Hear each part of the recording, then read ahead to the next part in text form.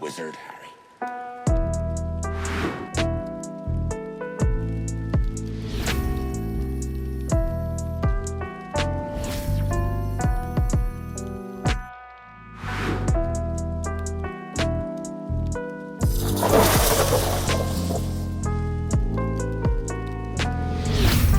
What's up, wizards, witches, and muggles? It is time once again to hop on the Hogwarts Express and go back to school. Welcome back to Potter Watch, a podcast within a podcast where the Fantasy Files and friends talk about the wizarding world of Harry Potter. We are your magical co-hosts, Spencer, Gabe, and Sam, and we are joined by the one and only Bookborn to talk about Hogwarts Legacy today. As always, the links to our socials, including Patreon, are in the description of this video, as is the link to Bookborn's channel, so be sure to check those out. But without further ado, we're not going to make you guys wait. We're going to talk about Hogwarts Legacy and welcome in Bookborn. Thanks for having me, guys. I'm very excited to be here. Yay. We wanted to get you on for one of the book discussions. We finished them all now. We've made it all the way through, the end of Deathly Hallows, to Sam's great pleasure. Because I think we were doing like one after another. I was like, let's just bust out these books. Let's read all of Harry Potter, do episodes on every single one. And I think by the end, poor Sam was like, can we read literally anything else? Well, plus I had the Mina Lima versions for the first 3 books, so they were like illustrated and they had these cool like interactive features to the book, which I loved. That like kept me in the books. And then I was so mad at you because you didn't tell me there were only 3 of them made that way. So from before on, it was just regular reading, and we did it back to back to back to back. And by the end, I was like, I'm so glad this is the last book. I was like, I can't do another one. I don't have another one in me. But I do for Hogwarts Legacy because I freaking love that game. Awesome. I can't relate. I've read the books a lot. Yeah. And, I reread them with my kids. It's fine. I never read them when I was younger, and because I didn't get into fantasy until I was older. And so I didn't have that like childhood kind of like connection to it. At least like they came out when I was really, really young. And so you guys are all babies. I'm the grandma here, aren't I? No, we're all the same age, pretty much. Oh, we are. Okay. We're all in our 30s. Yeah, I'm 35. Right, Spencer? What's that?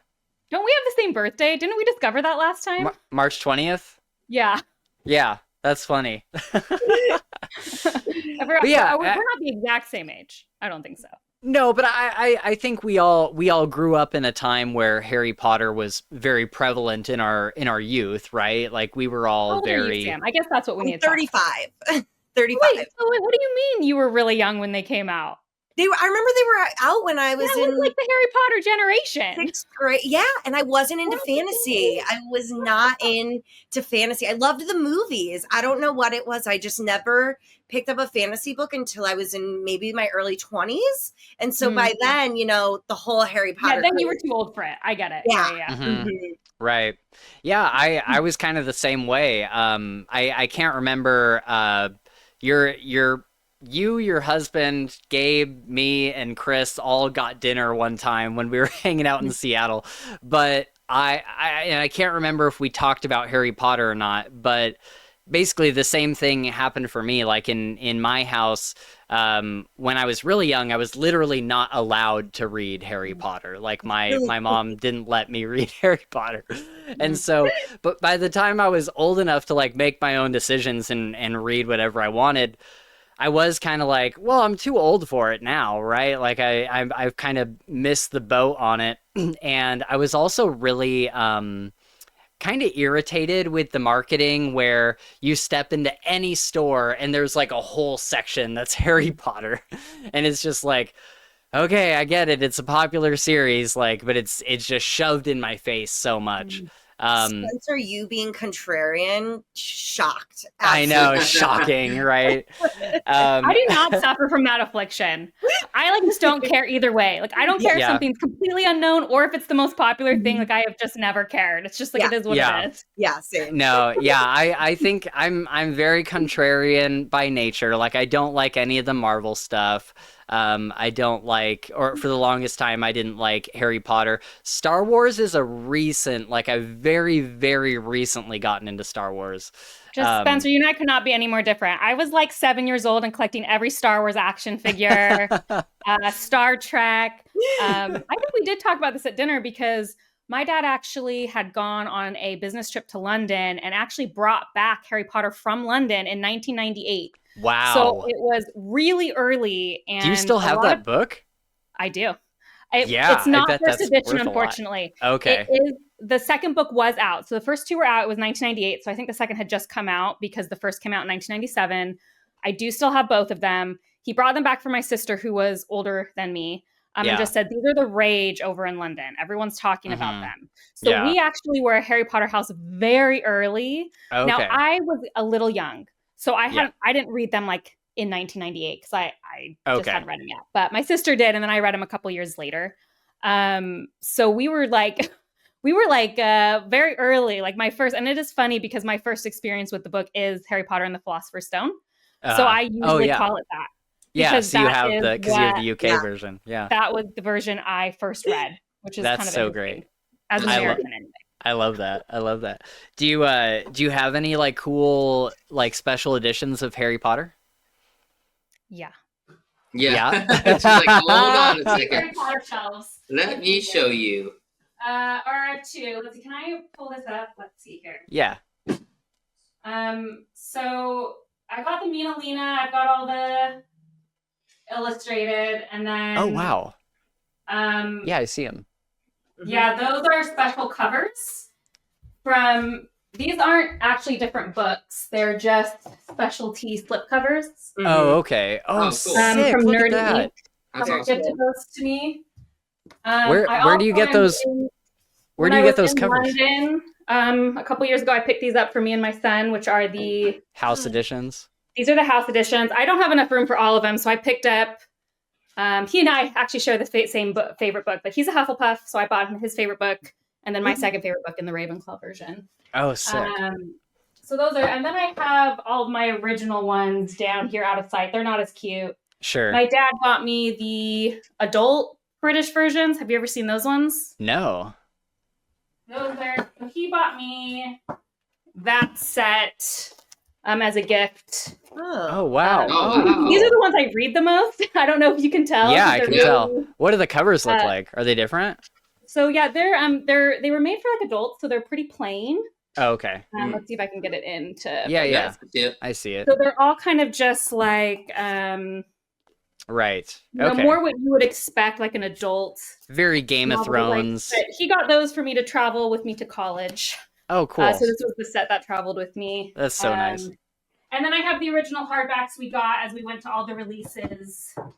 My sister bought me some French versions, so I have some French versions. I don't know. I have a bunch of random. That's awesome. Yeah, that is awesome. Books that I have a lot of copies of because I've been collecting them for so many years. Yep. Okay. That's so great. Yeah, Sam and I both have the Mina Lima editions. And then I have it's the is it the Goblet of Fire? It's either I think it's Goblet of Fire. It is the first edition, but it's the Canadian version. I mean, I have the first editions, I think, of the Fourth On because I went to all of the books, like midnight releases. Yeah. So I technically have the first edition versions of all of those American, though. Nice. Okay, cool. Yeah, I have it's the first edition Canadian one, and then I have first edition, it's like Prisoner of Azkaban or something. Which is pretty cool, but I just got lucky finding them at used bookstores and stuff. But yeah, the Mina Lima versions, they're actually coming out with the Goblet of Fire one, but it's through Scholastic instead of Mina Lima. Like Scholastic I'm is really doing skeptical it in-house. about it because if it's not going to match it on my shelf, I'm probably not going to purchase it. No, it does. Look up the picture of it. It matches it exactly. Like they're going with the exact same style and everything. I'm wondering why they didn't continue with Mina Lima though, because they just did such a good job. I know. I don't know. I'm grumpy about it.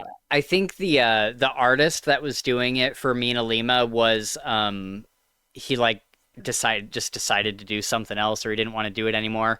Well, and Mina Lima claimed that they were dropped. Oh, really?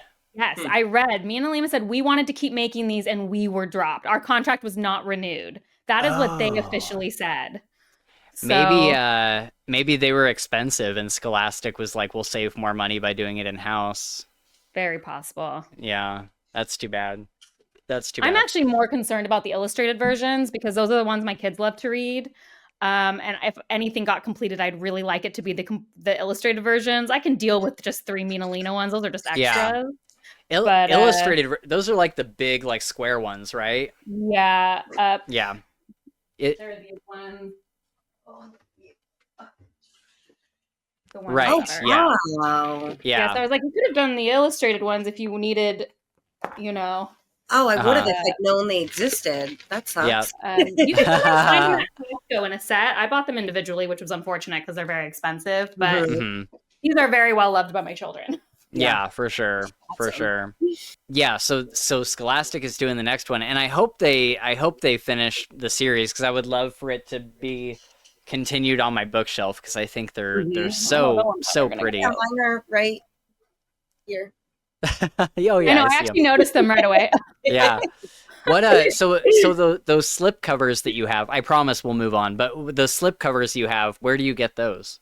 So those are actually a gift to me, but they are from Nerdy Inc. So you would have to own all of the books yourself, like in hardback, and then they are just slip cases you have. So I kept all the original covers, but then I just switched the slip cases on them. Okay. I really do love how they look on my shelf, though. Yeah, really cool. I'm gonna have to order those. I actually love Nerdy Inc. I've called them out on videos before, completely unsponsored, just like love them. They have like, you're a Red Rising fan. They have really cool covers for Red Rising. Oh shoot. Okay. I'm trying to think of other ones they had. They have several different book series. I only own that one, but they're very cool, and I've gifted them to other people before. Okay, I will check that out for sure because I do own all of the standard like American hardbacks for the Harry Potter series. So I would like to get different slipcovers for them because I like the art, but they change.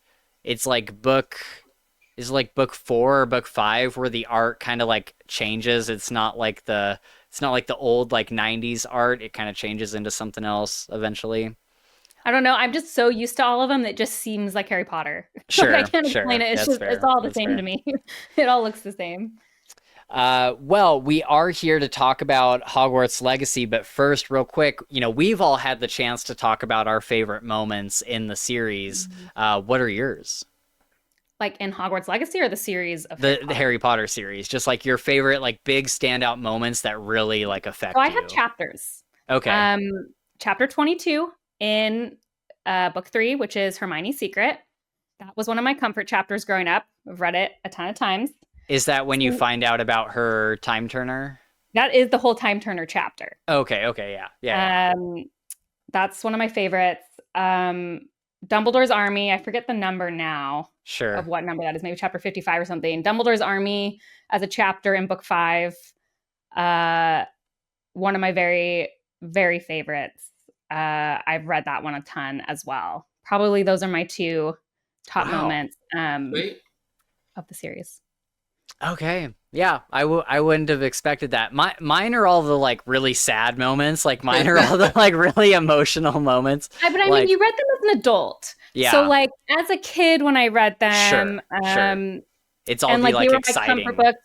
So, like I a lot of those chapters was like when I was really sad, upset, going through something. I mean, like even as a teen, like I'm going through like a breakup, and it's like, what is going to give me comfort? I'm going to my favorite chapter, and those are going to be like happy chapters. They're going to be like triumphant chapters to make me feel better about my life. Sure. Yeah. Like as an adult, for sure, some of the more like heartfelt moments I really love. Yeah. But I can't kind of get rid of my connection to those moments that have stuck with me for decades. Yeah. That's super fair. Mine are like the Mirror of Erised is probably like one of my favorite chapters of all time. I guess like both times that Harry visits it, especially the time with Dumbledore. That one always gets me. The time when Hagrid gives him the book that like shows him like what his parents look like for the first time. Like he finally gets to see a picture of them and stuff. And then actually like seeing his parents in the forest, like when he like pops the stone. I forget what it's called. Resurrection Stone. Resurrection Stone, thank you. But he actually gets to like see them like that. That is a moment that always makes me cry. So yeah, I love all the moments like that. When Dobby dies, like it's tough to say that I like that moment, but it's written so well. It's just a perfectly written. And then during my first read through, I would say the biggest moment for me is like the reveal of Snape. Like that whole reveal is like, yeah, because you struggle with it and you're like, it doesn't excuse anything. Like it literally does not excuse him as a character, but you understand him so much more. And that was just so fascinating as a first time reader. It's like hard to even remember how that felt. Because I was 17. Yeah. It was just like so like long ago. It's just hard for me to remember. Sure. I feel like I've always known. As an adult, like I feel like I experienced the whole Snape reveal differently than I would have if I had read it when they originally came out, because as an adult I'm like, okay, so you were in love with his mother and you like took it out on her son who lost his mother and father, like even if you were secretly like working to help him the whole time, like this is how you treated her orphaned son. Like I think kids still get that though. Because like I definitely felt that way at 17. And my son, we just finished the 7th book together and he's 10. And I was curious and I said, well, how do you feel about Snape? And he said, I think he's chaotic neutral. That's what he said, because he's we play D&D. And I was like, okay, I love that. I was like, why? And he's like, well, because he did some good things, but he also didn't, like a lot of the things he did were very selfish and for himself. And I was like, great, cool, good job. Yeah. 10 out of 10. Very wise. That's awesome. But I think a lot of adults struggle with that because, well, I don't know. We don't have time for that today. I could talk about Snape for a long time. Well, no, I mean, I think, and this is the last point I'll make, I think you're onto something with that, though, because I think what I was surprised about as an adult reader, going into it, I thought it was a series for kids, and I guess it technically is, but in the first book, when I got to the Mirror of Erised, and I'm seeing like these really heavy themes and heavy things being addressed, like Harry being like terribly abused growing up, being shoved into this cupboard and hit by Mr. Dursley and all this stuff. And then you get this moment where you're expecting Dumbledore to be the, like the principal of the school, like the guy that like gets everybody in trouble and stuff. Or at least I was like, not knowing anything about Harry Potter, that's who I thought that character was going to be.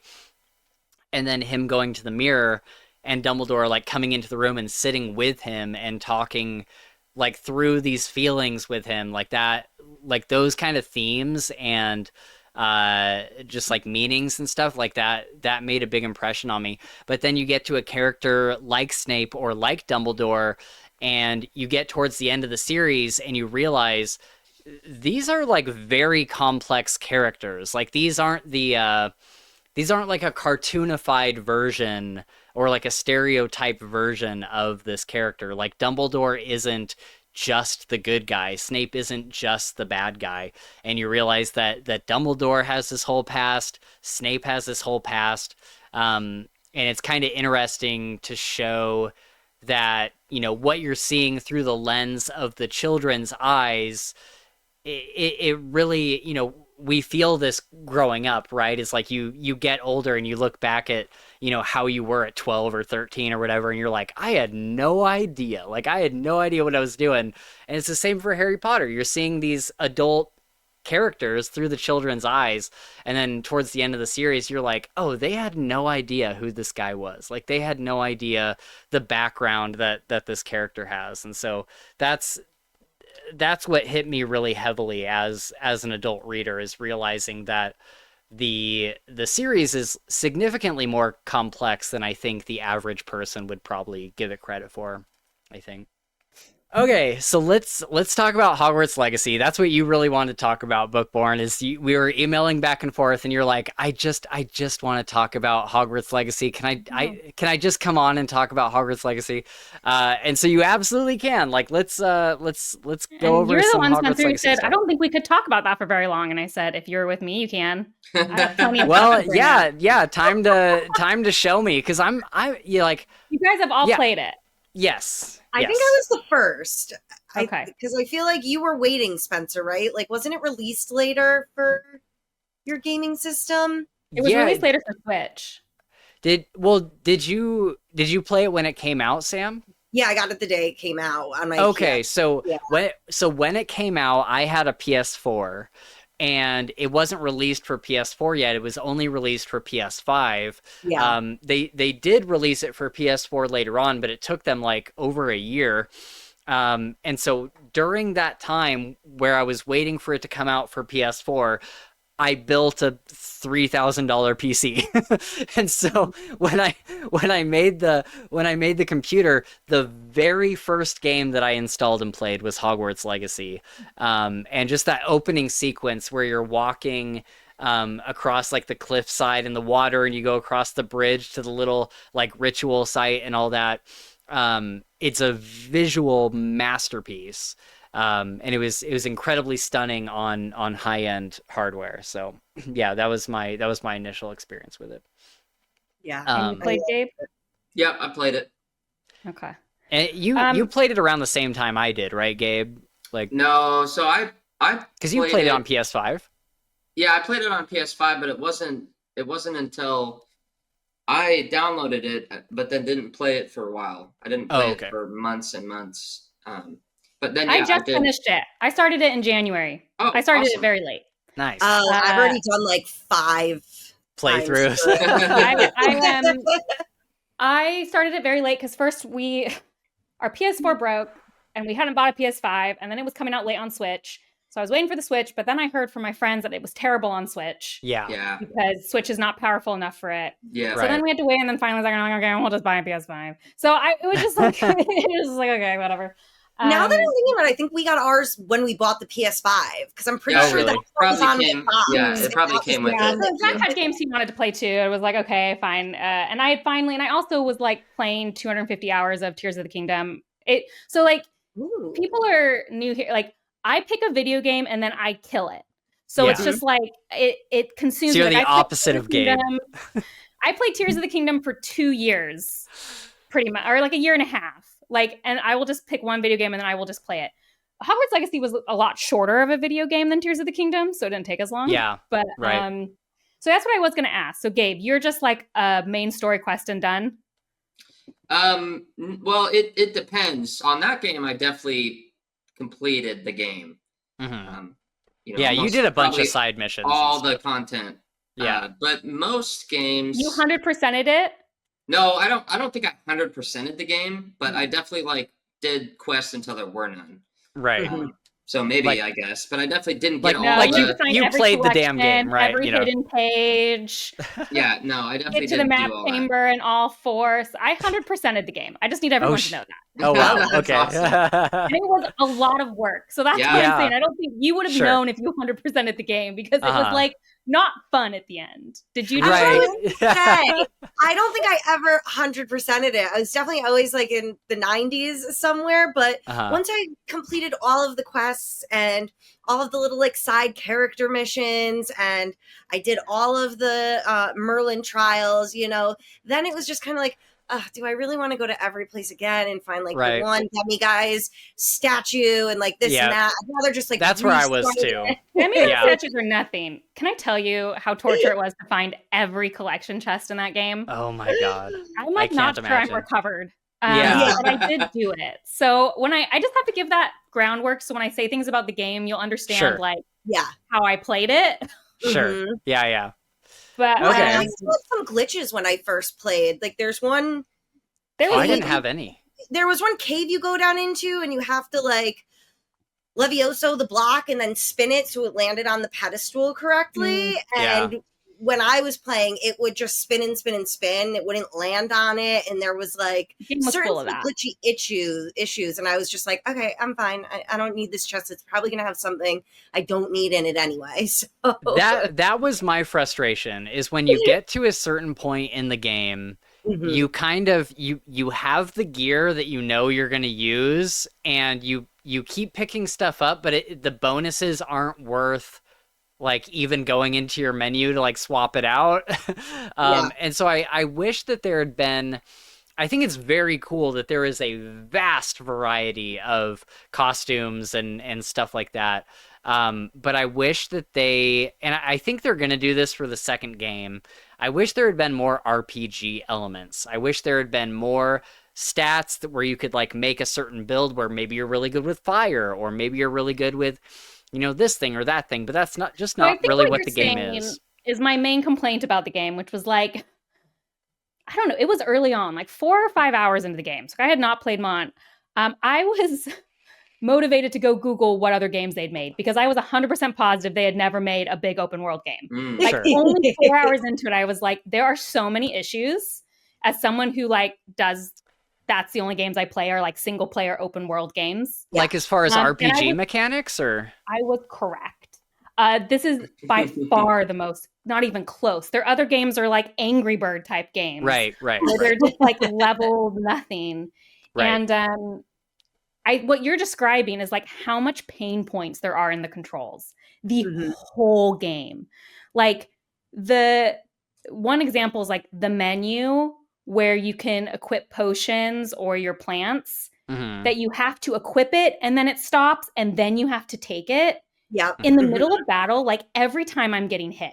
Because if I switch to it, you should assume I automatically want to take, like that should happen from a menu. Yeah. Like, and every time it was stuff like that. So you're talking about like, well, why wasn't there an ability for me to like choose something? Because that's like a very normal, like open world game thing. Like as beautiful as Hogwarts was, like stunning. Yeah. As amazing as some of the characters and locations that they created. Like I think it's a stunning game. I don't want to come off too negative. Sure. But like it is so clear that they did not have the experience for the type of game they made. Yeah. In my opinion. I think one of the biggest ones is if you're doing any of the broom trials, you can't restart it. You have to finish.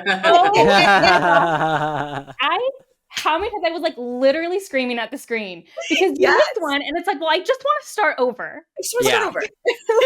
What? Are you kidding me? You can't stop? Right.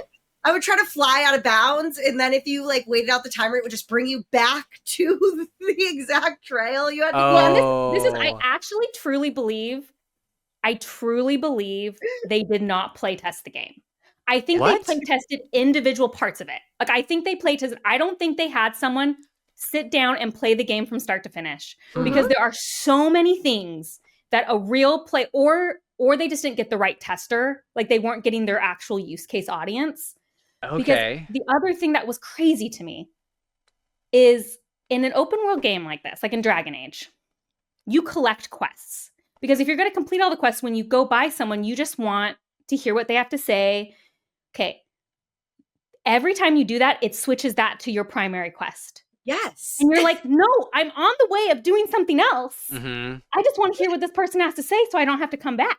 Yeah. Right. And it's like, that's so basic. That's not even extra coding time. That's just like, yeah. And the fact that they didn't recognize that, it's like, you go on Reddit and everyone's complaining about that. And it's like, interesting. Like Sam gets it. clearly. Yeah. Disney Dreamlight Valley, they've got it down in Disney Dreamlight Valley. My daughter plays Dreamlight Valley, and hers seems fine. And that you can grab a quest, and it doesn't negate the one you're currently doing.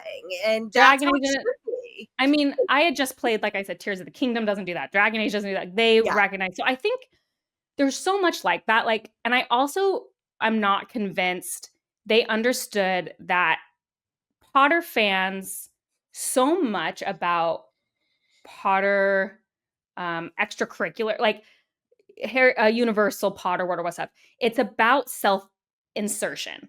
Like people want to play Hogwarts Legacy because they want to go to Hogwarts. Yeah, right. People go that like, more than any other book series. I don't play Zelda because I want to go to Hyrule, but I play Harry Potter because I want to go to Hogwarts. Like that is a core tenet of almost, I would say, at least 75% of your play base, at least. Yeah. Right. Okay?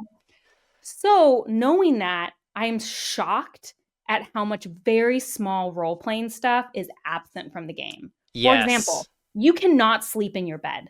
Right. There are so many quests that require it to be day or night. Yeah. And I have to go to my map and not do that in a role-play way.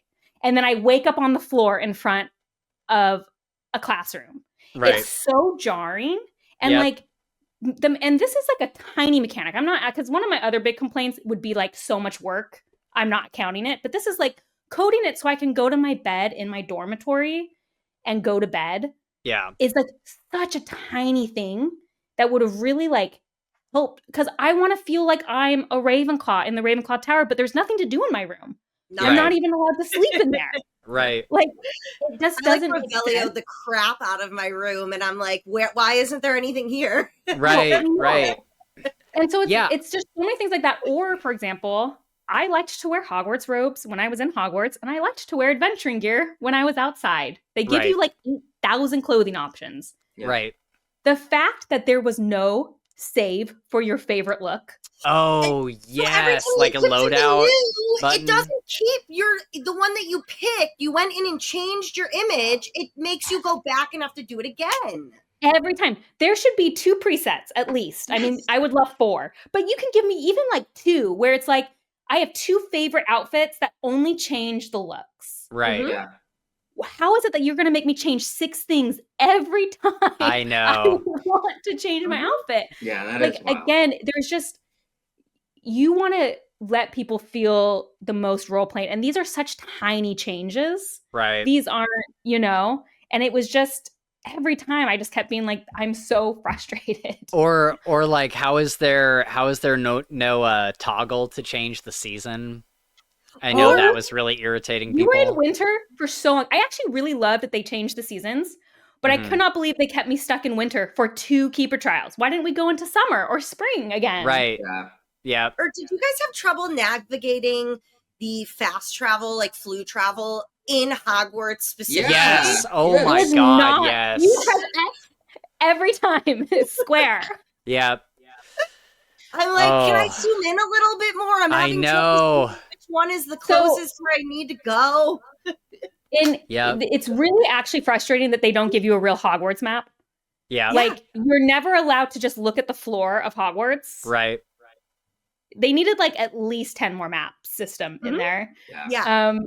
This is what I definitely call like in UX design. I did a little UX as part of my job once.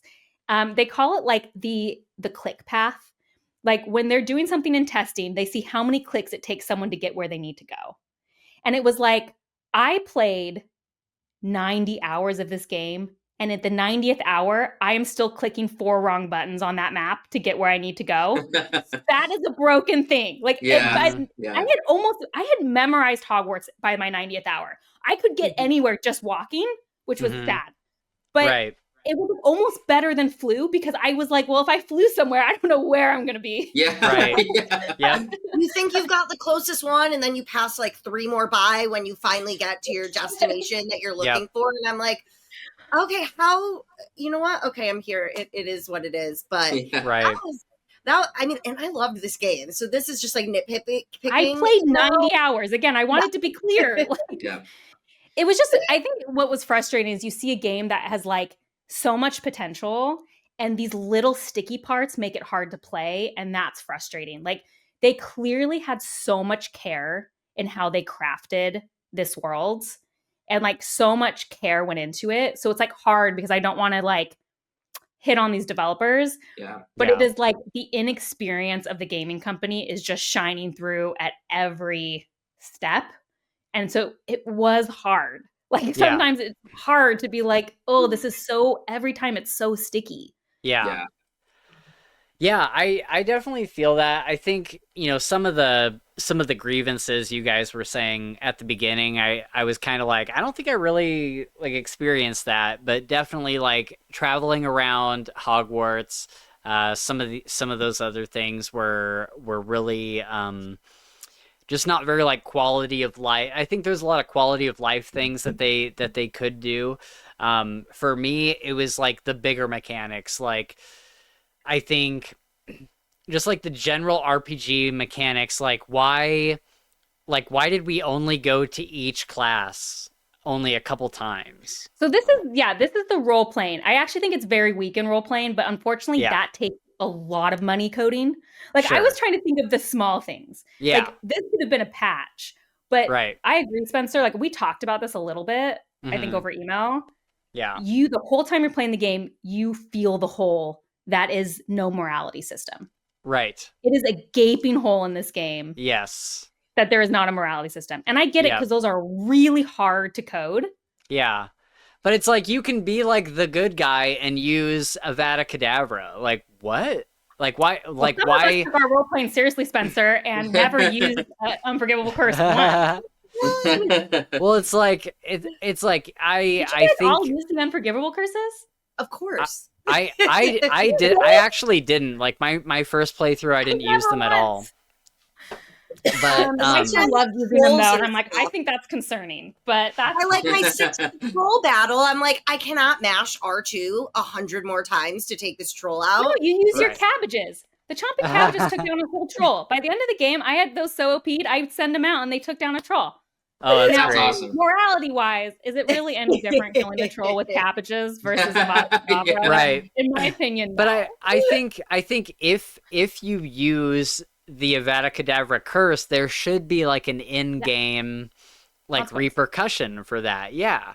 And you know, you had a little bit of the morality system with the Sebastian Sallow storyline, little tiny bit, but otherwise it really could have benefited from some like choice and consequence being added in there. So I hope that with the second game, the biggest bummer is like they introduced these 3 side characters: Sebastian, Natty, and Poppy.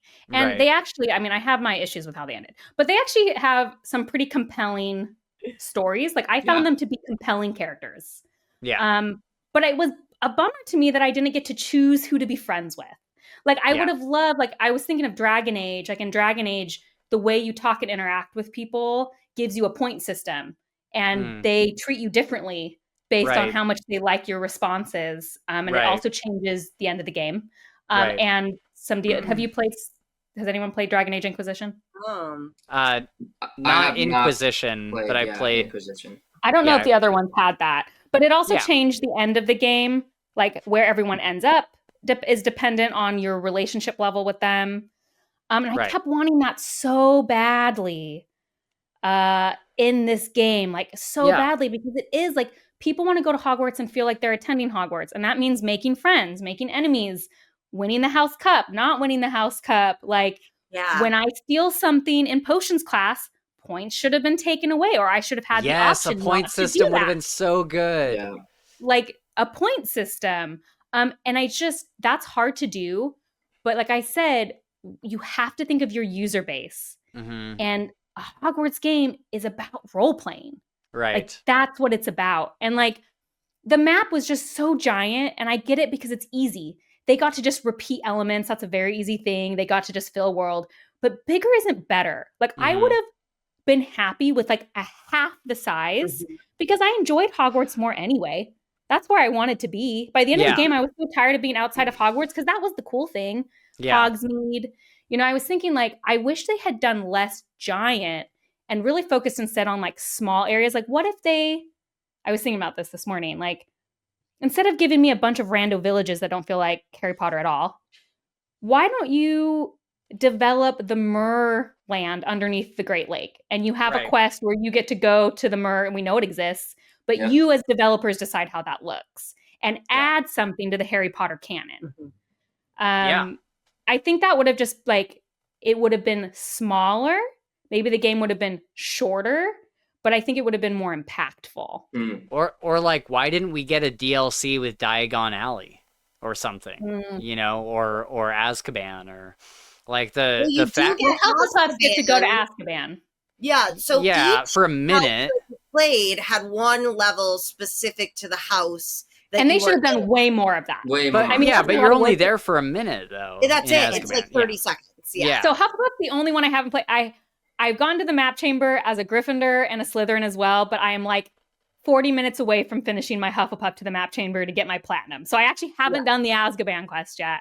Oh, okay. That's the only one I haven't done. But but again, it was like, no, they don't care about replayability. I'm sure less people are going to replay it. But still, like, again, I would love if the game felt very different as a Ravenclaw.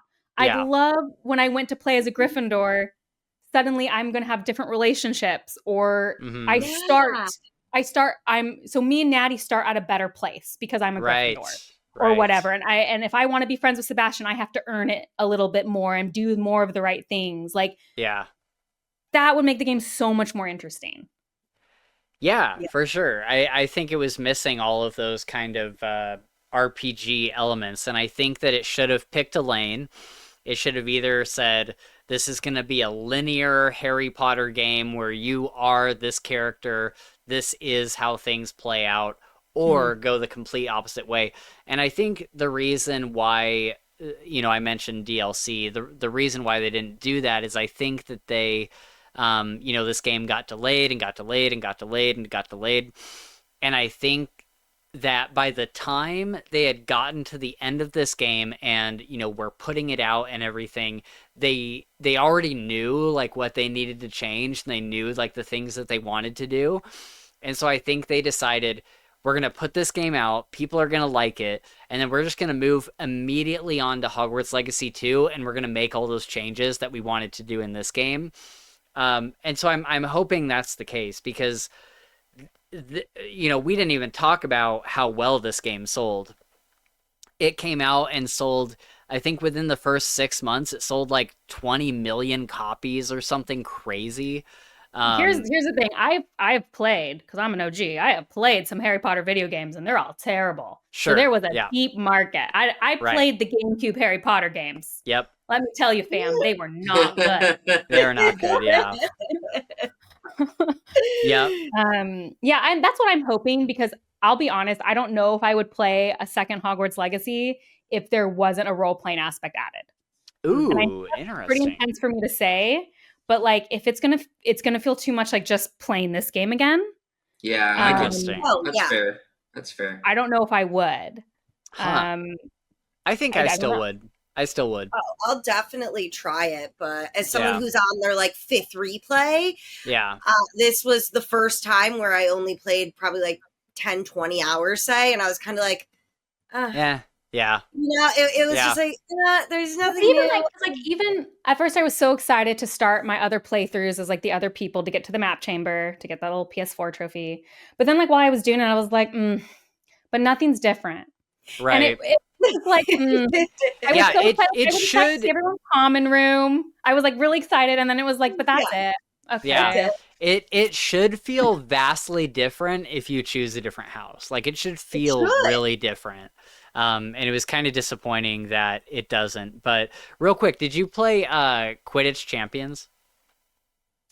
Oh, is that the GameCube Quidditch game? Is that what it's called? No, it's the recent Quidditch game that came out. I didn't know there was recent games. The Quidditch game that came out for GameCube was so terrible. I think I've never been interested in a Quidditch game since. I didn't know there even was a new Quidditch game. Oh wow, yeah. So this one came out not too long ago, and it's did you ever play Rocket League? No, but I know what Rocket League is. Okay, so it's like Rocket League but Harry Potter. And so yeah, that's a ton of fun. I was just curious if you had tried it, because it's a really like intuitive Quidditch game that makes sense. I'm like, again, I'm just I like was gonna for say, that open world RPG that I sound played like 200 hours of. style. Yeah. That's kind of like my right. my play style. So being a lifelong Harry Potter fan and starting Hogwarts Legacy, what was that moment like for you? Like starting it up and like walking into Hogwarts for the first time, or like casting a spell for the first time, or like what was that moment like where this is something you've kind of waited for your entire life? I mean, I don't know. I'm not like a super dramatic person, so I wouldn't say I'd ever thought like I'm waiting my entire life for that. I will say, well, I've had some pretty intense Hogwarts experiences. Like, I did cry when we went on the London tour 2 years ago, and I walked into their model. That's a whole size of a room of Hogwarts. I did cry. Oh, sure. Like, whoa. And I was like, I didn't mean to. I did cry. So I think that's the most intense experience I've ever had. Is that the actual like on location place? No, so that's in Scotland. Okay. I'm talking about it's the size of a warehouse room. Like you have to walk ramps around it, but it's what they used to film the Hogwarts scenes in the movie. So it is a giant model of the castle that's like detailed and painted, and that's what they do a lot of the sweeping shots. It was a physical model. And so just think of a warehouse, and it's the size of a warehouse, and you like walk around it in these like things. So it's obviously not life size, but it's huge. Yeah. Right. And I did get teary. I got emotional seeing it. I was not expecting it. That was a moment. Yeah. So I don't think I had like an emotional moment, but I did. I mean, I loved it. Like that's what I'm saying. Like the way they did Hogwarts, like they really did it.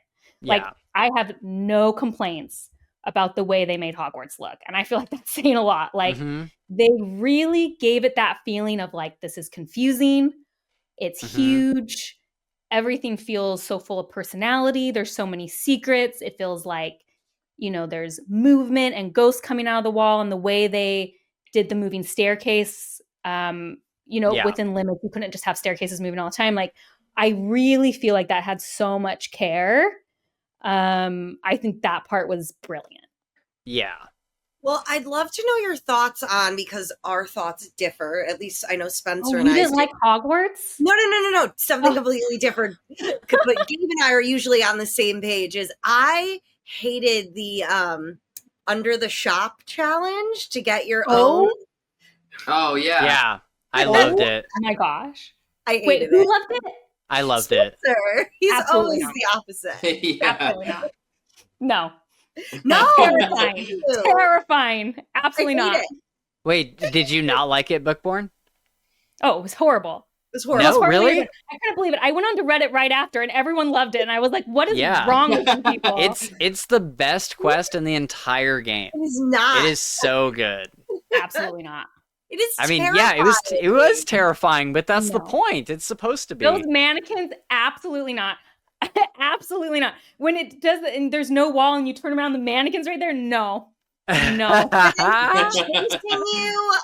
hated it. The mannequins were probably the part that just made me absolutely hate it so much, because you would turn around and suddenly there's a mannequin in your face. It would scare the crap out of me. Yeah, I made that, but I remember it being I was so like, long, I can no longer do this alone. Usually my son liked to watch me. He was in bed. I was doing it late too. Yeah. It was just like, absolutely not. Zach, you need to come in here. It was also frustrating though. Like I respected it because it was so different, but then it took forever. Like it kept going and going and going and going. I think if it was shorter and a little less confusing, but no. I remember the first time specifically I did it. I think I said to my husband, like, I'll make dinner. I just want to finish this like one last like thing. And then it took me an hour to do. An hour and a half later. Yeah. Yeah, it was long, but I don't think there was ever a point at which I wasn't enjoying it. I think it was fun all the way through for me. No, Sam, you and I, maybe it's Ravenclaws. Yeah, you guys are Slytherin Gryffindors. You guys are like, you're all about the showing off. You're all about, whatever, the pride of the thing. We're like thinking individuals, so you're like on a higher level. Right? Yeah, that must be it. Gotta be it. I was gonna say, so I just checked Steam to see how many hours I put into it. I have 130.1 hours into Hogwarts Legacy, and mine is much lower. I actually think this is the lowest game it ever took me to 100%. Oh, so I think really? I like another hour in my Hufflepuff playthrough to get to the map chamber. And I think my final total will be something like 90 hours. Wow. See, I spent a lot of time just kind of like dicking around too. Like I just kind of like walked around. I did. Yeah. But I guess I didn't. I would guess mine is probably around like 500 hours. Really? Yeah. If I'm estimating based on like average of what I think I did, because I played 5 times. So, and see, I think for me, like I just desperately needed the role playing, because with Dragon Age Inquisition, I looked up recently for different reasons. I had something like 400 hours on that, and I had 4 complete playthroughs because the morality thing kept me so engaged. And there was like different romance options in that game. So I played a bunch of different characters to kind of see how that would do it. Yeah. And I think without that element, like I am just not motivated to go beyond the map chamber in any of my other things. Right. Because it's like, well, I can't change the ending. Right. So it just doesn't feel like I need that story, even though I'm going to miss playing the game, if that makes sense. Yeah. Like I miss being in the game. Quest. It's just like, okay. Yeah. Yeah. I gotta grind. I would love to ask you guys though about the 3 main storylines, like the friend storylines, like what you thought about them and what you thought about the endings. Like I am curious about, because I have thoughts and feelings, so I'd love to know your guys' thoughts and feelings about that. What about you, Gabe? You've been really quiet. I want to hear your thoughts. Yeah, it's been a minute since I played it. I remember really enjoying the Sebastian storyline probably the most. I would say it was the most kind of complete. Yeah, complete, but also like there was a lot of feelings of like, I'm like I guess unsure if like we're wrong or right, or this big kind of a moral dilemma, like he's your friend but he's also kind of turning in per se in a sense. And so I really enjoyed kind of the challenge of trying to, I guess make sure everybody's okay, if that, for lack of better words. Right. Yeah. And then the other 2, what, Poppy and what's the other? Natty. Yeah. Who, well, and forgive me, it's been a minute. Was Poppy the one that we saved the dragon hippogriff? Yeah. Okay. She was the animal. Okay, animal one. So I definitely enjoyed that too. Me too. Yeah, I would say I'm probably not as qualified to critique as you, Bookborn. So.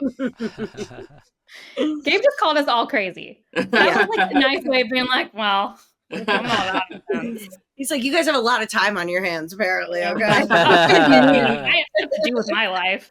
Yeah. I think you got to the heart of it though, Gabe. Like Sebastian, in my opinion, was by and far the most interesting plot point. And I think it's because the developer suffered from a lot of things that fantasy books suffer from, where people forget that making your character interesting and having flaws is what makes it the most compelling. Correct. Whereas like Poppy, I liked her story a lot. I think could have been a little deeper. Natty's, for as interesting at first as her story was, it was so boring. Because I cannot Natty remember her storyline at all. No, I'm like, oh, she's an exchange student and she's an animagus. I'm like, animagus, yeah. And then it was like, oh, you're just going to be like the perfect righteous person. And it's like, well, that's boring. I'm not invested in this story at all because I don't need to be. Whereas like what you said, Gabe, like I was so invested in the Sebastian storyline because I felt like it was the most role playing. I felt like I have to be a friend. I have to be like, what's happening here? And like, I loved how at first I really hated Ominous. And then by the end of the game, I was like totally on his side. And I was like, man, what's happening? It made me feel the most like I was actually doing something, contributing to, that you actually weren't contributing. But I hated Sebastian's ending. So that was really tough for me because I was so invested in that storyline and I thought they completely bungled the ending. So I'm curious. You wanted more consequence for him? No, I couldn't believe when I got to the end and the choices were send him to Azkaban or never have him talk to his sister again. That floored me. Sorry, I'm really mad about this. They set up this whole story about, I forget her name, the main, like the first 15-year-old who gets the ancient magic. What's her name? Oh, I don't know. Yeah, you know. That's you. Yeah. There's this whole storyline being set up about how she takes people's pain. And yes. In my head, I'm like, oh my gosh, what a great story. This is going to be directly paralleling Sebastian and his sister and how he can't solve her pain, but they can come to a way to understand that like through pain, things can come out of it and that they can find a way to not necessarily heal Anne, but like have her come to terms with what this is and maybe get her back to Hogwarts. That would have been the ending for me. But like, she's still dealing with pain and like, you can't take that from people. And then it was like, they never finished the take pain story. Like it went nowhere. And then the ending of Sebastian's story is like, well, you're a terrible person. And actually you did all this bad stuff. So like, here's Azkaban or never seeing your sister. Your sister's never going to talk to you again. And actually we didn't solve your sister and she doesn't get to come back to Hogwarts and she's just in pain. Yeah, she's in pain forever. Curses and I have no consequences from it or from using them. Right. So, okay. Yeah, so I was just like, oh, are you guys not readers? Or like, did you playtest that? Like, right. And I need a happy end. Like, I wanted a happy ending for Anne, but I can understand if they didn't want to like magic wave that away. Like, I get that. Right. But to like set up this clear parallel and then just like go nowhere, I couldn't believe it. That's tough. Yeah. I mean, because Sebastian, you want to rehab him. So like, I mean, I love the part where you get to tell him, I chose personally to have him do Crucio on me. Yes, same. Like, that's a great moment in the story where you're deciding what you're going to do and he's kind of going down a dark path, but it's like so unsatisfying. I don't know. Yeah. You guys are nodding, but tell me your thoughts. It's frustrating in the sense that in I'll be a right lot back. of You guys keep ways, going. It doesn't matter which path you choose because it all leads to the exact same place. And that's fine with Poppy and Natty because it's like, well, where else is it going to end? But with him, it feels like it could end differently. Yeah. And because I've done like all the playthroughs, I've done all the different variations and it all ends up in the exact same place. So yeah, and it just felt like, I don't know, the idea of turning him into Azkaban was also really strange to me as being the consequence. Like, I don't know. It was like, well, isn't there a step between there before we before it's just like sentenced to life in prison forever? Yeah, the final thing. They ask you, like, what are you going to do with this now? And it's like, are you going to maybe share it with others or keep it to yourself? And again, it added absolutely nothing to it. Like, nothing changed. Yeah, and I actually Googled it because I knew that the one thing that made a difference in the game was something with Sebastian Ominous. So when I got to that decision, I was like, oh, what does this mean? That's actually my other small complaint. Sometimes the stuff that they explain doesn't actually match up with what happens. Did you ever feel that? So like, well, it said turn Sebastian in, don't turn him in. But it didn't tell me what that meant. So in my head, I thought turn him in just meant you're going to like tattle on him to the headmaster or you're going to tattle to his family. I was so glad I Googled it because supposedly if you choose that one option, you never see him again in the game because they take him to Azkaban. And I was like, whoa. Like, I'm so glad I looked that up. So I did turn him in. I don't think I've ever turned him in. Now that I'm thinking about it, I don't think I've ever turned him in. You never see him again. Yeah. Like never see him in your current playthrough or just never again at Hogwarts? No, sorry, in your current playthrough. Okay. You never get to talk to him again. Jeez. Which is like, what? Yeah, that's pretty wild. I'm invested in. Yeah. Okay. Wow. So you should do that on your next playthrough, Sam. Yeah, I definitely never turned him in, so that's interesting. Oh yeah, I mean, like, you never see Anne again, which also like I care about Anne now. Like what the heck? Yeah, that was a weird conclusion to that storyline. I was like actually mad about it all night. My poor husband. Like, you're gonna sit here about this. I'm so mad. Also, why can't you fly through Hogsmeade? Oh yeah, it's so weird. It's like the one place you can't fly through. The broom was great. I'm going to tell them, like, I got to fly places, so good for them. Except, did you guys ever use the hippogriff?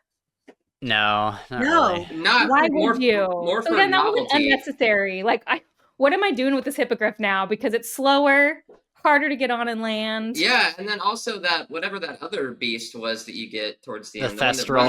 The one that runs on ground. No, it's the the Graphorn or whatever. Yeah. Oh, that's it.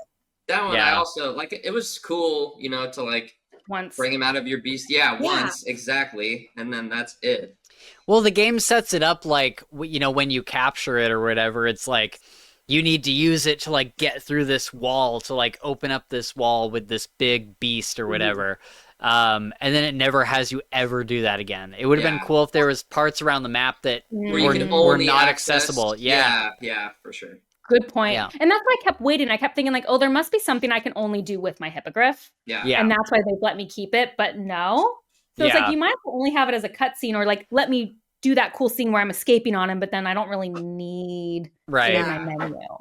Yeah. And it's or why did you only put like 3 or 4 of one type of beast in your vivarium or... I didn't do the vivarium stuff, really. The fact that the vivariums were not connected... Oh my god! You're gonna make me go in and out of all of these and then with that blinding white light every time? Yeah, the big bright white light. No, but see, this is the thing. I'm like, so you aren't playing the game like through because you wouldn't understand that they need to be connected. I need to be able to see all my beasts at once. Yeah, that's annoying. Yeah, I can see why that'd be annoying. I think I didn't really do very much with the vivarium, but I think I was more annoyed with like but you kind of have to if you want to upgrade your gear. Like I would have never gone back in there, but like it's true. Yeah, I did do that. Intense. Yeah, like it changes the game when you can start adding those traits to your gear.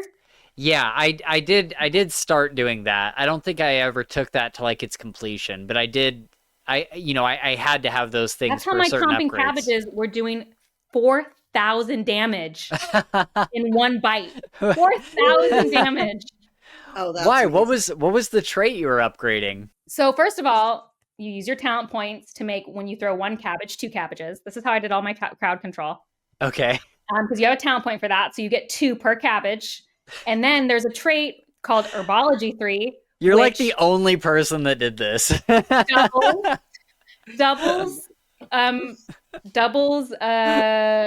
plant damage. And then there was specifically cabbage 3 and they stack.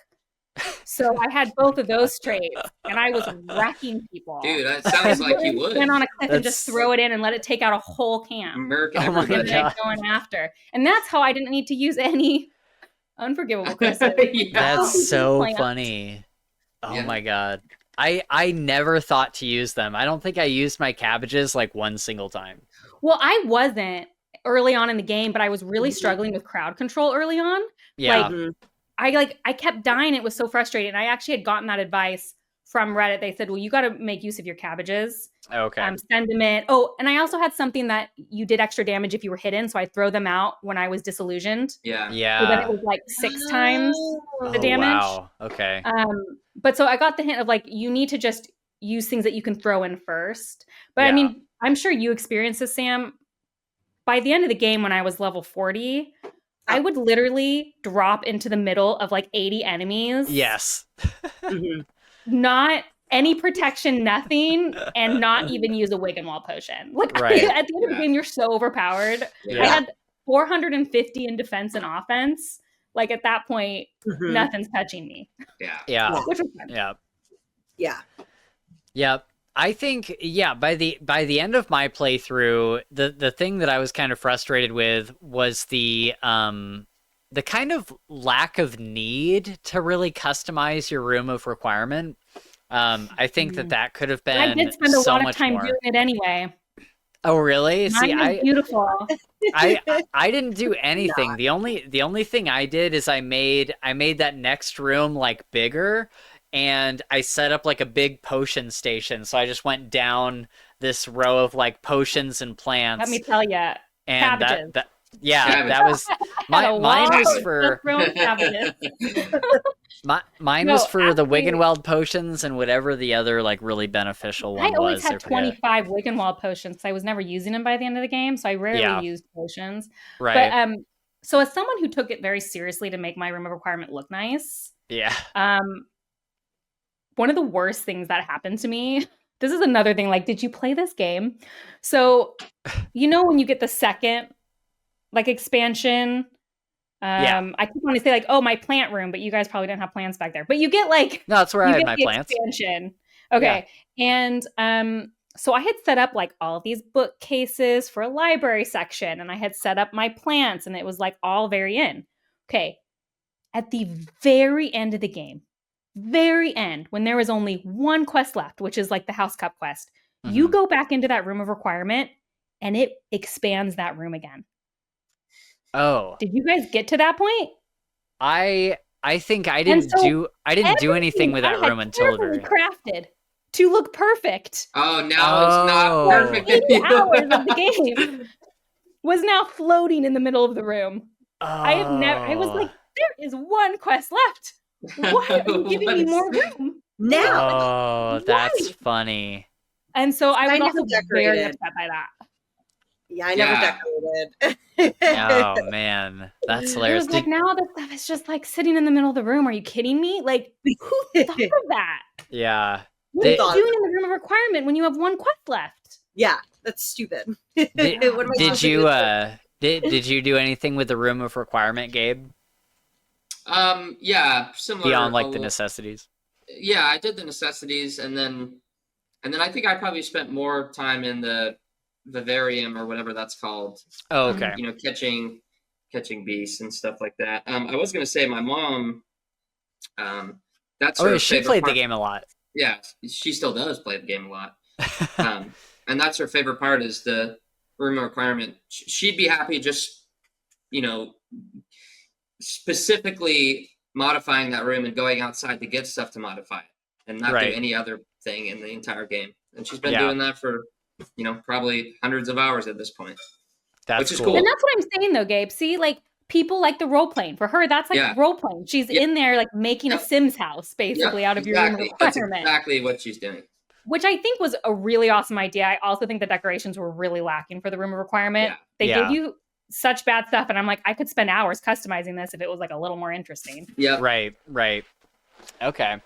So we have about 10 minutes left, and I just want to ask, just like I want to talk about like, we've talked a lot about the negatives and kind of ragging on the game, and we've talked about the positives too, but I want to talk about like the major positives. But I also want to ask you, Bookborn, as someone that has kind of like lived in this world since you were very young, like you've kind of been in the Harry Potter fandom for a long time, the main story or kind of the lore that they added to the game, did the main story do anything for you? Did the overall lore do anything for you with like the Goblin Uprising and all that kind of stuff? Was that a benefit to you as a Harry Potter fan? Yes and no. I think I like what they did. I think the ancient magic mechanic was really smart because I think it was a very interesting mechanic, and it also gave you a reason to be able to fight enemies. Because I did think like one of the biggest problems with doing a Hogwarts game is like, what enemies are running around Hogwarts, and you can't really make a game where you have magic and you don't get to kill people. Like that sounds terrible when I think that way, but like it's a video game. Yeah, like, for sure. I get what you're saying. I actually at the beginning I was like, oh, that's like really clever.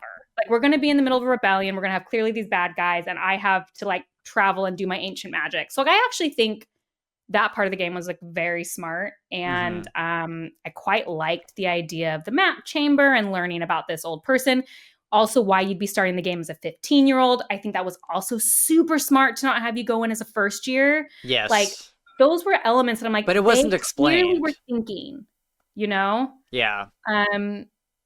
Were you going to say something, Spencer? Well, the only thing with that, I agree. I'm glad we went in as, an older kid rather than a first year or whatever. But it wasn't very... I kept thinking that we were going to get an explanation like, who were your parents, or like where did you come from, or why are you joining so late? We never got like an answer to that, and I think it was just because they wanted to do like the Skyrim thing where you're just a person and you're like, there's no real explanation as to like your background or anything, but you're this person that you get to role play as. And I think that was really important for them to do. But at the same time, I was like, from a story perspective, I just thought we were going to get more about like your background as a character. But you know, it didn't bother me much. I can forgive it because it allows people to, like you said, they wanted you to make your own character. I think it would have been nice. I assumed we were a muggle, and then we got magical powers at 15, and that's why we came. Ooh, that'd be interesting. Otherwise, your parents would have been magical, and you would have been down for it in school. Right. That was my assumption. I was fine with it. But so I think it was smart. I think it was really smart. I think it's brilliant that they did it long before any of the characters in the series, because you don't want people to be spoiled. It was so nice for me that it's like, oh, my son can play this game before he finishes book 7. My daughter can watch us play this game. She's only on book 2 because she's young. Like, and no one's going to get spoiled for anything. Like, that was so smart to me. Yeah. But like Sam and I said, like, the conclusion of the story they created was so weak.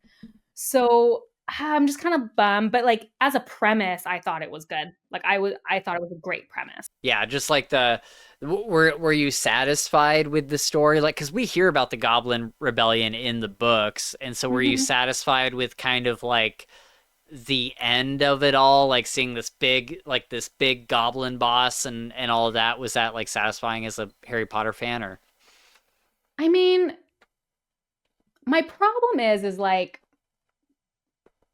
I think at the end of book 7 we are talking a lot about like, is it really fair that goblins don't get wands?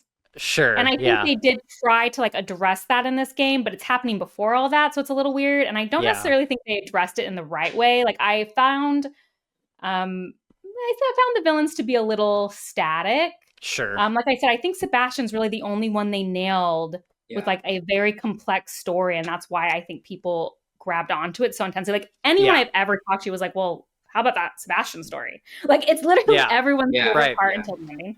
But it's everyone's favorite part because it's like interesting. And I'm not necessarily sure I cared about Ragnarok or whatever. Same. I want to say Ragnarok, which is for sure the Marvel Thor thing. Sure, I was going to say, I always want to say Ragnarok every time. Ragnarok. Well, Rookwood is the human guy that's with him, right? Yeah. Rookwood. It's like, did I care about them? No. I was much more invested in the ancient magic and the girl and her taking out the memories, and then they didn't do anything with it, which was kind of a bummer. But like, the Goblin Rebellion, I was like, I didn't think it was that interesting, but I also didn't mind it. It was fine. I think it was like, you know how people say like the like when you're eating fries, they're like the fry is the delivery method for the ketchup, which is the thing that you really want. And that's kind of what the main story was. It was like the delivery message for, or the delivery, whatever method. For delivery method. Thank you. Okay, so last thing before, I'll just say real quick, I also felt the same way about like the main story. I didn't really care about it, but I just want to say that Rookwood boss fight, oh my God, it was so good and so difficult. I think I did it. I might have been like a little underleveled. Was that? It's the human guy, and you're in this courtyard, and he keeps... Oh yeah, it's the one with Natty. Yeah. Is the one with Natty, and she jumps in front. Is that what happens? You're in like a square. You're in like a courtyard with a fountain, and Natty jumps in front at the very end. Gabe is saying yes.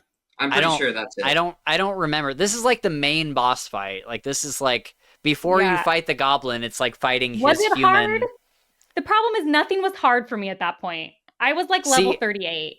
Okay, yeah, I might have done it when I was like a little underleveled, because I kind of beelined through the main story and then did all the side stuff. So I might have been a little underleveled, but it's like the guy with the top hat, and he keeps like spawning all of these other dark wizards. The fights blend together. I know who Rookwood is. The fights blend together. So I just can't necessarily tell you like what the fight was. Yeah, but I think that's it was fun though. It was super, super fun. Like it was the one you unlock the battle arena, I think. Yeah. Yep. I think so. Maybe I'm thinking of the wrong one. Isn't it at the very end of the game? Yeah, I know the one that you're talking about, Hillary, because I remember the fountain and the courtyard, and I'm pretty sure I remember Natty there too. But and I I feel thought like that was Rookwood. I unlocked like really early on. I just don't know. Was Natty was she in the main quest though? Because this was like main quest. You guys were thinking of the one that's in the very beginning where you're in Hogsmeade and they destroy it and you have to put everything back together. No. That's with Sebastian. I'm thinking at the very end, there's a courtyard and you're fighting one of the main guys and it's like a harder battle. And at the end, Natty turns into her little deer and takes the hit for you at the very end and gets really injured. And her mom and the thing. And no, that's in her quest line. That's in her quest line, isn't it? I don't know, but I'm going to look it up right now. Deals with Rookwood, though. Yeah, I don't, because, no, you're fighting Rookwood, one-on-one. It's just you and him, and he's spawning all of these other dark wizards. But anyway, we have 5 minutes, so I want to get to this. I want to wrap up with, final thoughts. I want to go around the circle and just kind of ask everybody, we've talked about a lot of the things that we hope Hogwarts Legacy 2 does better. What were your favorite aspects of this game? Just a bullet point, just a couple things. What were your, the reason that it kept you coming back? We'll start with Sam. I mean, I am very drawn to kind of the quest-based games in general, where you have this full list and you don't necessarily have to do it in one order, and you can move around, you can do some of the side stuff if you want, you can do the main quest line. So I think that's what really kept me. And in general, I've always loved the Harry Potter movies, so it was really fun to feel like I was part of the school and actually doing it myself. And I mean, the fighting wasn't too hard to the point that I was all right, I can't play this game because I'll get too frustrated because I'm not very good.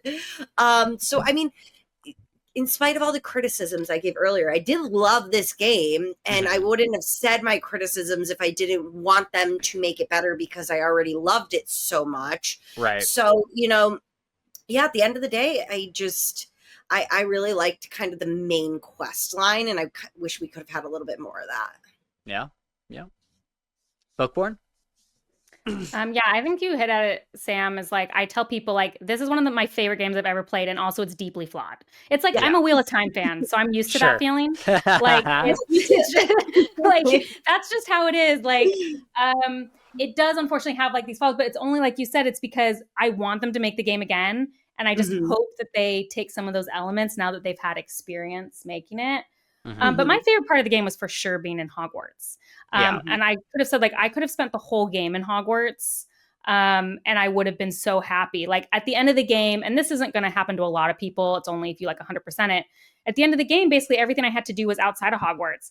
And that was hard for me because then it was I'd have no reason to be here. I don't get to talk to people. That was another role-playing thing. I wish I could just sit here and talk to people and hang out. Go to bed. That's what I wanted to do because they did put so much care into Hogwarts, and it was so obvious.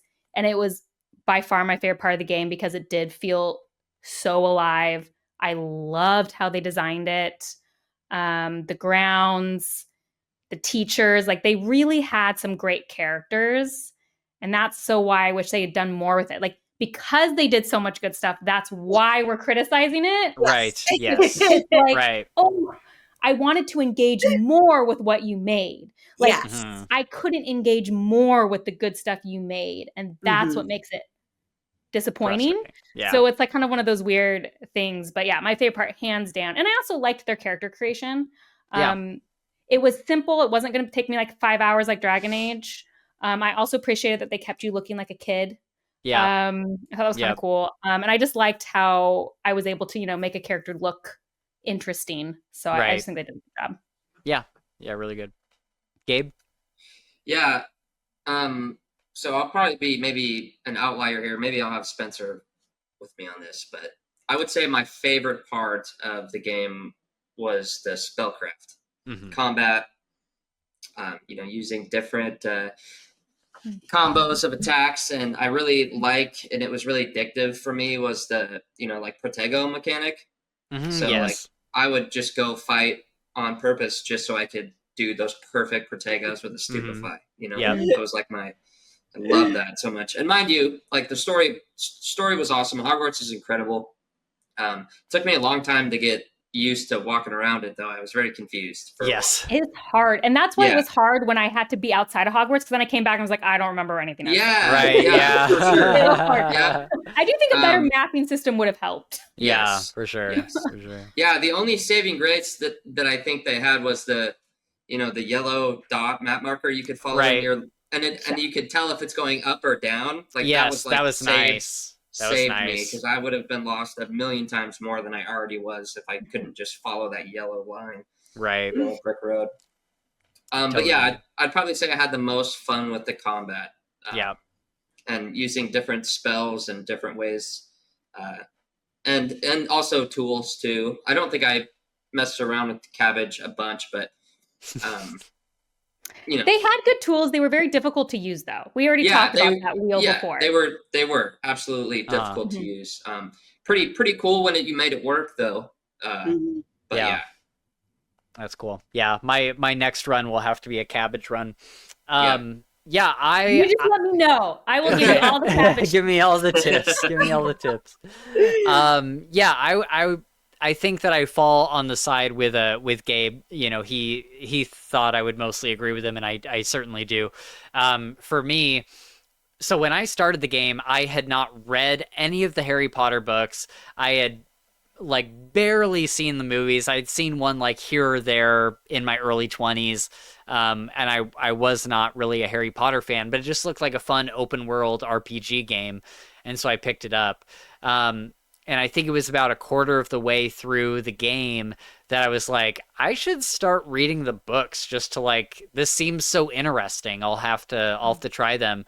And I think that's, as dumb as it sounds, that's my favorite thing about the game is that it got me into the series that has, made me laugh, made me cry, made me everything. And it has become one of my top 5 favorite series of all time, no questions asked. And so if there's one thing that I have to really praise the game for, it's for getting me into Harry Potter just at all. And I hope that it did that for a lot of people.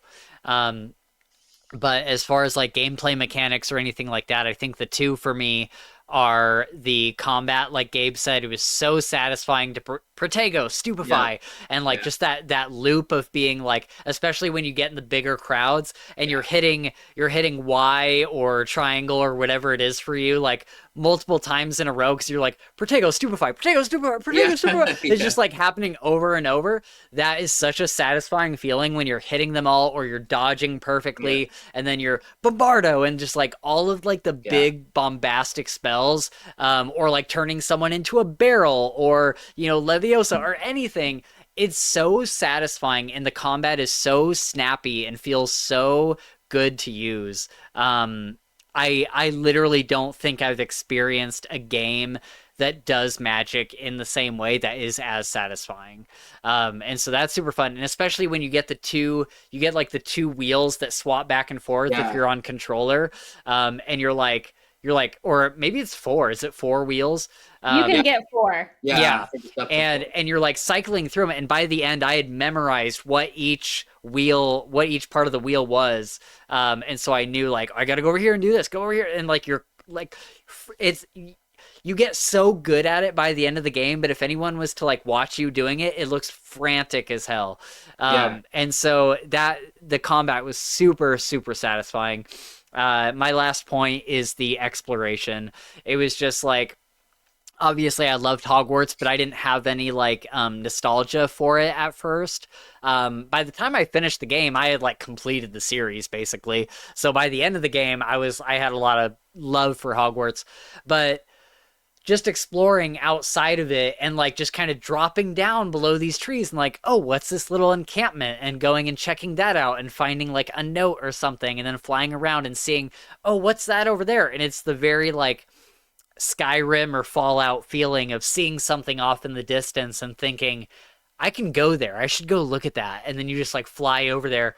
And there's such a freedom and a joy of exploration with this game. I certainly have my negatives with it too, but we've talked about that to death. So I just really loved the game, and I'm glad that we got to get together today to talk about it and kind of reminisce on it, because it's been like at least 4 or 5 months since I played it last, so it's been nice to chat about it. Yep. Yeah. Well, Bookborn, thank you so much for joining us. I had such a good time talking about Harry Potter and Hogwarts Legacy, and Dungeon Crawler Carl. Before we recorded this, we recorded another short video talking about Dungeon Crawler Carl by Matt Dinneman. So if you've read that series or are looking to get into it, then definitely check out that video as well, because that'll probably come out before this one does. So yeah, thank you Bookborn, for hanging out with us. Folks, we are gonna wrap it up there today. It is time once again to go back to our common rooms and kind of say goodnight for the night. I don't know what our next Potter Watch episode is going to be. Maybe at some point in the future we watch the Magical Beasts movies, and we can kind of talk about those. I don't know, but they're very bad. I know, that's what I keep hearing. I like the first one. I really like the first one. It's very fun. And then the second is so bad I haven't seen the other one. We should, I think we should read The Cursed Child. Everyone keeps telling us not to. Okay, but I do have to go. I know. Okay. I read The Cursed Child the night it came out, and it flies in the face of like all canon, and it's a super obnoxious read. However, if you have a chance to go see the play, 100% go see it. One of my best Harry Potter experiences. Because it doesn't matter that the story is bad, because the play setting and the way that they do magic on stage is incredible. Oh, cool. So that's recommend watching it. Reading it will be tough, but you can do it. It's not long. Okay. So maybe we'll all go see the play together. I don't know. Or maybe it'll come out on DVD and we can watch it. Yeah. Sweet. Well, thank you everybody for joining us. Remember that our links are down in the description. You can get our Twitter and Discord down there. We also have Patreon, where you can watch episodes live as we record them, just like Shad Saman was doing today. And so you can join us over here and chat with us while we record, and we'll answer any questions or whatever. So it's just like watching a live video. So that's what Patreon gets you. But otherwise, if you're just here on YouTube, like, subscribe. Thank you for just being here, and we will see you in the next one. Bye, everybody.